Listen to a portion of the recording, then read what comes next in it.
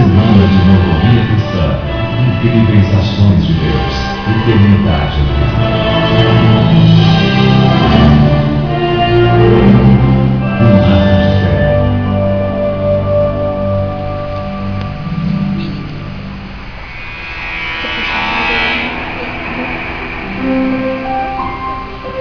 Virgem Molina. Me chamo César Fernando Salinas Menguer. Pertenço à Igreja Central de Molina. Era o ano de 1998 e eu era comerciante. Vendia madeiras em Santiago, lenha especificamente, lenha de eucalipto. Por causa da situação de Santiago, a poluição, eliminaram o assunto da lenha pela contaminação.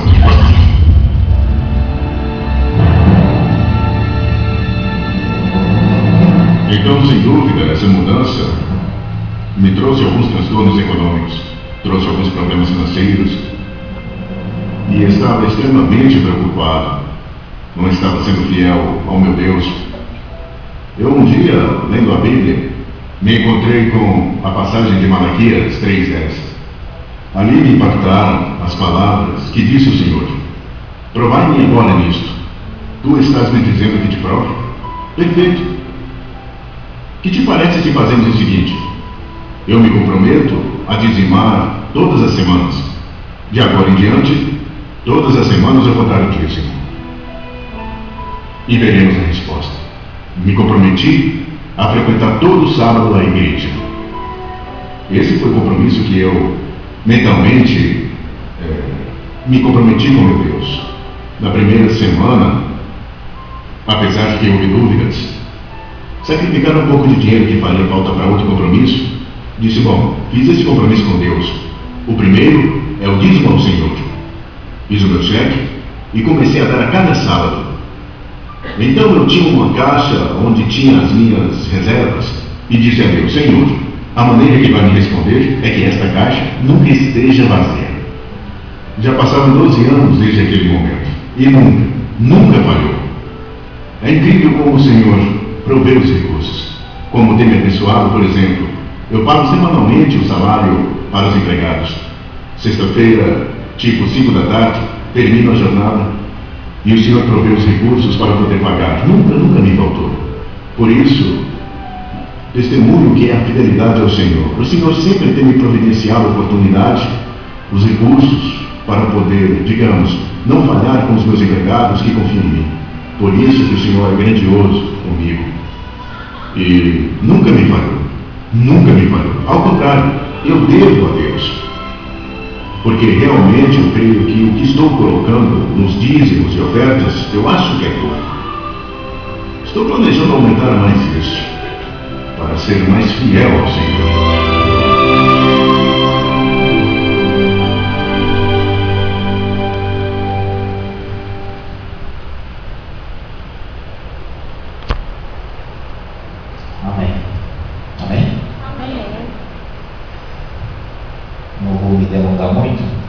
Aqueles que estão com a Bíblia, abram por favor em Gálatas, capítulo 4. Capítulo 4, versículo de 1 a 7.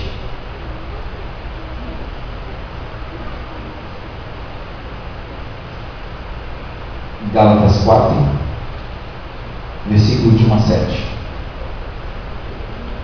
Ontem nós estudamos sobre o problema, entre aspas, de Deus. E hoje nós vamos estudar sobre a solução que Deus tem para o problema do pecado. A Bíblia apresenta esse problema e também apresenta qual é a solução que Deus tem para esse problema. E Gálatas 4 vem de encontro com essa solução. É muito bom quando nós lemos a palavra de Deus e encontramos que o problema do pecado, esse problema tão grandioso, nós temos uma solução. E uma solução muito mais acima, muito mais à altura. Gálatas 4, leia o seguinte: digo, porém, que enquanto o herdeiro é menor de idade, em nada difere de um escravo, embora seja dono de tudo. No entanto, ele está sujeito a guardiões e administradores até o tempo determinado por seu pai. Assim também nós, quando éramos menores, estávamos escravizados aos princípios elementares do mundo. Mas quando chegou a plenitude do tempo, Deus enviou seu Filho, nascido de mulher, nascido debaixo da lei, a fim de redimir os que estavam sob a lei, para que recebêssemos a adoção de filhos. E porque vocês são filhos, Deus enviou o Espírito de seu Filho ao coração de vocês, e ele clama: Abba, Pai. Assim, você já não é mais escravo, mas filho. E por ser filho, Deus também o tornou herdeiro. Gálatas 4, 1 a 7 é uma passagem um pouco complicada de se entender. Mas como eu disse para vocês, assim como o problema na Bíblia é apresentado, o problema de Deus é apresentado, a solução de Deus também é apresentada. E o livro de Gálatas traz que nós, antigamente, antes da plenitude dos tempos, nós éramos como um filho menor de idade. Assim sendo, nós tínhamos direito a uma bênção, a uma recompensa, mas enquanto não chegasse o período da maturidade, enquanto não chegasse o momento em que aquele filho se torna maior de idade, a bênção ou a herança, ela não pode ser concedida. Assim sendo, todos nós, apresenta Gálatas, éramos como escravos, porque o filho que não tem direito à bênção, ele é tido como um escravo. E nada se difere do escravo, já que ele ainda não tem direito às propriedades. Gálatas vai mais longe quando diz que, quando ainda éramos menores, nós estávamos presos aos princípios elementares deste mundo. Eu fui pesquisar o que é princípios elementares do mundo e vi que os estudiosos eles não chegam a um consenso sobre o que é os princípios elementares deste mundo. Então você tem algumas ideias, mas aqui é mais comumente aceita. Os princípios elementares do mundo querem dizer as leis, os sacrifícios do Antigo Testamento, que era apenas uma cartilha, uma apresentação do Evangelho que viria, o Evangelho em pessoa, Jesus Cristo, fundamento da nossa salvação.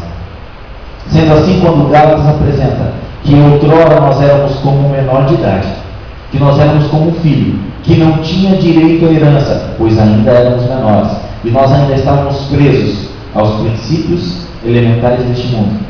Gálatas apresenta então que nós éramos como aqueles que receberam uma lei, que apresentava uma cartilha, mas que não te trazia salvação. Sendo assim, essa cartilha, ela não traria salvação, mas ela mostraria quem seria a salvação. Assim, por mais importantes que fossem as leis cerimoniais para Israel, elas eram apenas sombras do que estava por vir. Elas nunca foram a salvação do povo de Israel. E talvez aí nós vemos a maior dificuldade do povo de Israel. Eles imaginavam que a solução real para o grande problema do pecado eram as leis, enquanto as leis eram cartilhas que apresentavam qual realmente era a solução para o grande problema da humanidade, a separação entre Deus e o homem. A solução real aparece no versículo 4. Paulo escolhe a palavra plenitude do tempo para descrever o período histórico, onde Jesus Cristo então sai do trono celestial e adentra essa terra. E é interessante nós notarmos que por que Paulo usa a plenitude do tempo? Esse plenitude do tempo é chamado da época de paz romana. Foram os 2 séculos de relativa estabilidade e paz que houve no período romano. No período romano, nós sabemos que Roma, ele teve um período onde ele conquistou o mundo, um mundo anteriormente governado pela Grécia. E Roma, então, ele teve que, para atingir essa conquista, enfrentar algumas guerras, algumas lutas, algumas batalhas. E o momento que Jesus Cristo veio a este mundo foi um momento de estabilidade e paz, onde nós não vemos, na historicidade, logicamente, um período de grandes guerras. Interessante notar que Jesus Cristo, quando veio a este mundo, e a Bíblia diz plenitude do tempo, Jesus Cristo veio para que nós pudéssemos entender que esse período seria um momento importante, não somente para a história deste mundo, mas também para a história de todos os outros mundos, e para que os outros mundos entendessem que o nosso Deus um Deus onisciente. Ele escolheu a plenitude do tempo, o momento exato, para que ele pudesse enviar o seu filho, nascido de uma mulher, nascido sob a lei, debaixo da lei, desculpa. É lindo saber que o Deus Filho se tornou humano. O Pai tomou a iniciativa da redenção humana. O Pai não enviou um mensageiro celestial, o Pai não enviou um ser criado, o Pai enviou Jesus Cristo. E é interessante notar que o Pai envia o que o céu tinha de melhor. Quando estava lendo sobre esse sermão, eu li uma passagem de quando a igreja adventista ela mandou o seu primeiro missionário, o pastor J.N. Andrews. E quando o pastor J.N. Andrews saiu e ele foi ser o primeiro missionário em terras além mar, a irmã White, quando escreveu uma carta às pessoas que o receberiam, a irmã White colocou: nós estamos enviando o pastor J.N. Andrews, nós estamos enviando o que nós temos de melhor. É muito legal quando nós recebemos o que as pessoas têm de melhor. Deus, quando nos enviou o seu Filho para que pudesse nos salvar, Deus enviou o que ele tinha de melhor. O céu, o que o céu tinha de melhor, veio até essa terra. E por que o de melhor? Porque o sacrifício era um sacrifício muito alto. A vida de Jesus Cristo, o sangue de Jesus Cristo foi derramado na cruz por mim e por você. E quantas vezes nós passamos isso por alto? Parece que foi uma coisa muito simples, mas não. Foi algo muito forte. E 4 coisas nós precisaríamos sermos libertos. 4 pontos específicos. E o sacrifício de Jesus veio para nos libertar nesses 4 pontos. Eu gostaria que você abrisse a sua Bíblia agora em Hebreus, para que nós pudéssemos ver o primeiro ponto. Hebreus 2, livro de Hebreus, capítulo 2, versículo 14 e 15.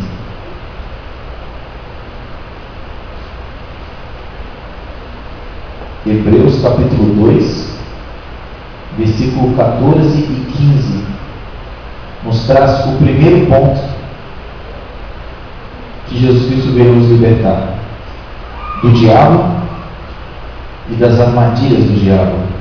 Hebreus 2, 14 e 15 diz assim: portanto, visto que os filhos são pessoas de carne e sangue, nós, pessoas de carne e sangue, ele também participou dessa condição humana, ele, Jesus Cristo, para que, por sua morte, derrotasse aquele que tem o poder da morte, isto é, o diabo, e libertasse aqueles que durante toda a vida estiveram escravizados pelo medo da morte. Vou ler de novo. Portanto, visto que os filhos são pessoas de carne e sangue, ele, Jesus Cristo, também participou dessa condição humana, para que por sua morte derrotasse aquele que tem o poder da morte, isto é, o diabo, e libertasse aqueles que durante toda a sua vida estiveram escravizados pelo medo da morte. Então, o primeiro ponto para nos libertar do diabo e das artimanhas do diabo. O segundo ponto você encontra em 1 Coríntios, capítulo 15, no versículo 56 a 58, o versículo mais conhecido. Já que nós falamos sobre as artimanhas do diabo, uma das artimanhas que ele tem é a morte. E quando ele sabe que a pessoa está perdida, ele a induz a todos os pontos errados e até levar a pessoa à morte. 1 Coríntios 15, versículos 56 a 58, diz o seguinte: o aguilhão da morte é o pecado, e a força do pecado é a lei. Mas graças a Deus, que nos dá vitória por meio de nosso Senhor Jesus Cristo. Portanto, meus amados irmãos, mantenham-se firmes e que nada os abale. Sejam sempre dedicados à obra do Senhor, pois vocês sabem que, no Senhor, o trabalho de vocês não será inútil. E aí voltamos no versículo 55. Onde está a morte, a sua vitória? Onde está a morte, o seu aguilhão? Em algumas linguagens, o seu poder de ferir. Nós vemos então o segundo passo que Jesus Cristo veio nos libertar neste mundo. Primeiro passo do diabo e das suas artimanhas. no segundo passo da morte. O terceiro ponto, do poder do pecado que nos escraviza. E Romanos 6, o versículo é o versículo 22, traz qual é esse poder do pecado que nos escraviza. Romanos, capítulo 6, e o versículo é o versículo 22,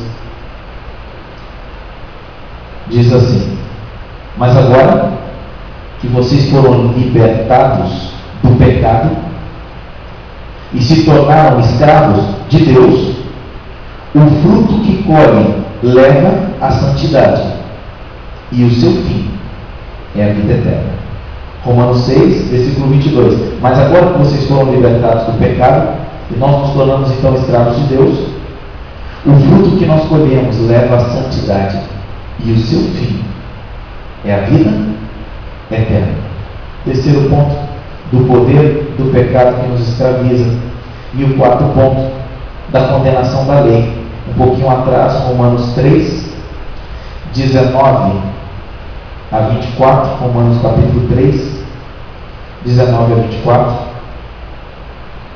diz assim: sabemos que tudo que a lei diz, o diz àqueles que estão debaixo dela, para que toda a boca se cale e todo mundo esteja sob o juízo de Deus.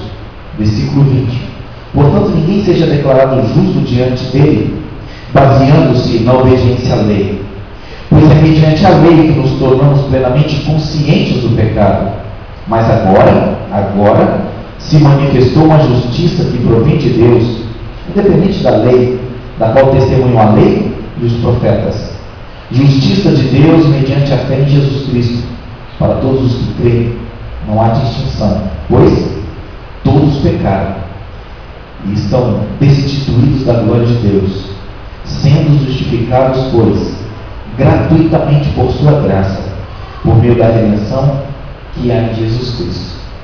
Vou ler o último versículo: sendo, pois, justificados gratuitamente por sua graça, por meio da redenção que há em Jesus Cristo. E esse é o quarto ponto, que Jesus Cristo veio nos salvar da condenação da lei. E durante muito tempo, como adventista do sétimo dia, eu não entendia muito bem essa solução para o problema de Deus. Por quê? Porque nós somos educados, e principalmente aqueles que foram educados desde a infância na igreja adventista, exaltando fortemente a lei. Mas nós nunca entendemos muito bem a graça de Deus. Até que um dia eu li uma história que nos falava sobre um jovem que vivia num reino muito distante, e era um reino muito tranquilo, um reino de paz, mas esse jovem dava muito trabalho, e esse jovem fazia com que aquele reino de paz e tranquilidade sempre tivesse grandes emoções. Esse jovem, pode-se dizer que era a dor de cabeça daquele reino, e certa vez o rei o chamou. E o rei disse assim: olha, eu tenho ouvido como você tem aprontado aqui no nosso reino. O meu reino é um reino de paz, de tranquilidade. Eu vou te falar o seguinte: se você sair por aí e você aprontar mais uma vez, tenha plena certeza que você vai ser morto.